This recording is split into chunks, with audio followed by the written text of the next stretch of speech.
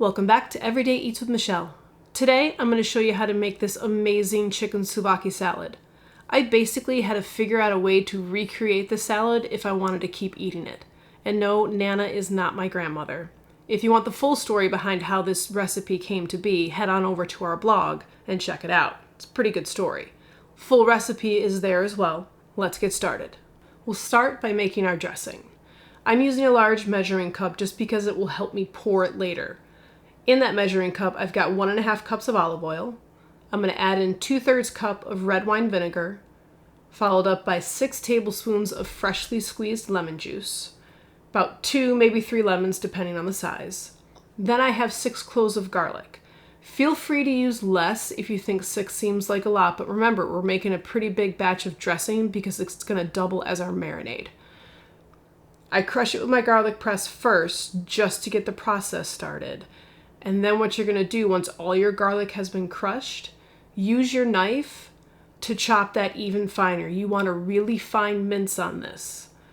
The reason being, no one wants to bite down on a large chunk of raw garlic in their salad. So we'll go ahead and add the garlic into the dressing. And next comes Dijon mustard. Chris swears that this probably is not part of the original recipe, and it might not be. I found it in a lot of the Greek recipes that I looked up, so I kind of kept it in and made it my own thing. Feel free to leave it out if you don't like it. I think it adds a nice depth of flavor. To that, we're going to add 1.5 teaspoons of sugar, 1.5 teaspoons of dried basil, and 3/4 teaspoon of dried oregano. You'll want to whisk this together so your sugars are dissolved and all of your herbs are nicely blended. And then you can go ahead and set that aside. I've got just over 1 pound of chicken breast.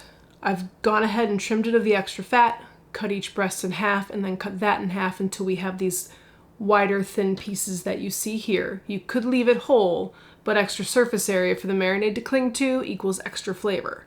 So let's throw our chicken into a small bowl. Give our marinade a little bit of a stir, because if it's been sitting for a minute, it may have separated. And then we're going to pour some of that marinade / dressing over our chicken. Not too much. We just need enough to coat it. Give it a toss with our hands. Make sure everything is nicely coated. And then we can set it aside to let that marinate for about 5 minutes. If it goes a little longer, it's not the end of the world. While that's marinating, we can go ahead and preheat our grill press. You're going to want to set that to 400 degrees. Mine has temperature control for both the top plate and the bottom plate, so I'm going to set both of those. While that's preheating, we can go ahead and take care of our lettuce. I like to take off the outer layer of our iceberg lettuce just because it tends to be a little bit dried out and have some brown spots. I don't want to deal with that. Then to core it, I usually just slice it right in half. Look for the core. When I find it, what I'm going to do is cut along one side of it so I have one nice perfect wedge. Find the core and then just cut it out of the other wedge. You're going to repeat the process with the other half of lettuce. Cut your one wedge out, find your core, cut that out. You may notice that you have some brown spots. Just go ahead and cut those out too. You don't want those in your salad. To chop your lettuce into smaller pieces, I do what I would normally do to dice any other vegetable. I'm just going to slice my wedge, rotate it, and then slice again, which is going to chop those into smaller pieces. You can chop your lettuce into as big or as small pieces as you want. It's your salad. You could even go to the store and buy a bag of iceberg lettuce if you don't feel like dealing with all this chopping. Totally up to you. Once your grill is heated, you can add your chicken. Let some of the marinade run off before you add it to your grill. Too much moisture just means you may end up steaming more than grilling, and that's not really what we're trying to do. You may also need to work in batches if you don't fit all of your chicken the first time, and that's perfectly fine. This grill press happens to have a wider grill plate, which is fantastic. Another advantage of this one over my last one is the grill plates actually come off so you can throw it in the dishwasher and makes cleanup ridiculously easy. I'll put the link below. Once all of your chicken is loaded into your press, close the top plate and make sure it comes into firm contact with your chicken. You don't want to crush it, but you want to make good contact. Let that go for about 2 to 4 minutes depending upon the size and thickness of your chicken. You can see we don't necessarily have stellar grill marks like we've gotten in the past, and that's okay. I'll take juicy and flavorful over perfect grill marks any day. Now we can assemble our salad. I'm using a plate today that has a little bit of depth to it. It's not quite a bowl, but it does have a nice well in the bottom that is perfect for collecting all that wonderful dressing as it drips down through your salad. We'll start off by adding in our iceberg lettuce, as much or as little as you want, depends upon how big of a salad you feel like eating. Next we have black olives. I buy them pre-sliced. You may want to leave olives whole, totally up to you. I sometimes even chop them up smaller than this.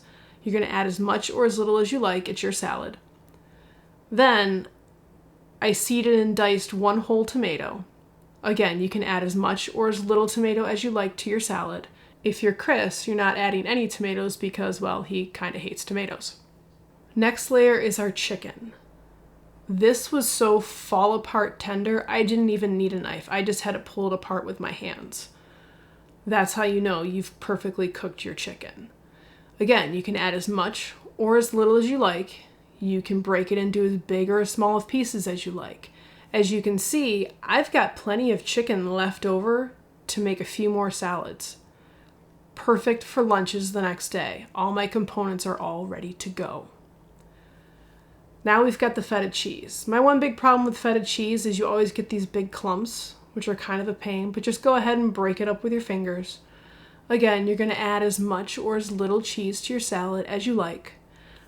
To be honest, I kind of used to hate feta cheese. I don't know why. It adds a wonderful tanginess, especially to the salad. But I also kind of used to hate olives, so, go figure. Taste buds change, I guess. You'll want to whisk your marinade again, just on the off chance it's separated a little bit while it's been sitting there. We're going to add a few grinds of sea salt and freshly cracked black pepper. And then we can pour our beautiful, gorgeous dressing down over our salad.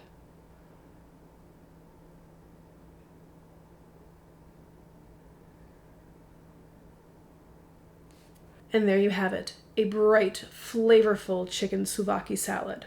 We've been on the lookout for one of these for a really long time. We've gone to a lot of our local restaurants that say they have the best chicken souvlaki salad, and a lot of them have been pretty good, but none of them have come even close to what we used to be able to get at Nana's, or even to this recipe that I've created here. Now, is my recipe as good as Nana's?